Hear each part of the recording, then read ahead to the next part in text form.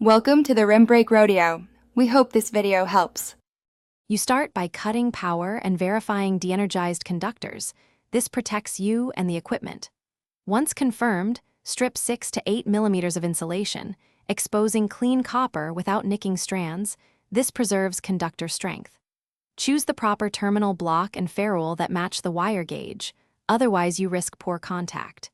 Make sure the ferrule fully seats in the terminal. Now position the stripped end into the terminal while holding the conductor straight, so the next steps are precise and secure. Once the wire sits fully in the terminal, hold it steady and tighten the clamp screw gradually. Use a calibrated torque driver and follow the manufacturer's torque specification. Under-tightening leads to heating, over-tightening can damage the ferrule. If using a cage clamp, ensure the spring or plate engages the conductor evenly.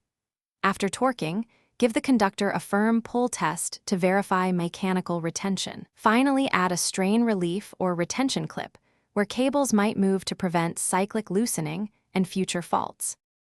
To finish, visually inspect every terminal for stray strands and proper ferrule seating. Trim any exposed copper and replace damaged ferrules immediately.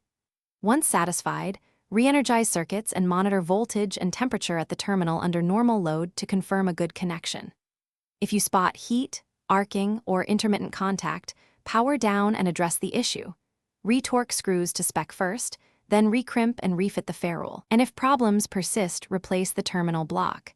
This systematic approach restores reliability. Thanks for watching. Consider subscribing if we helped you.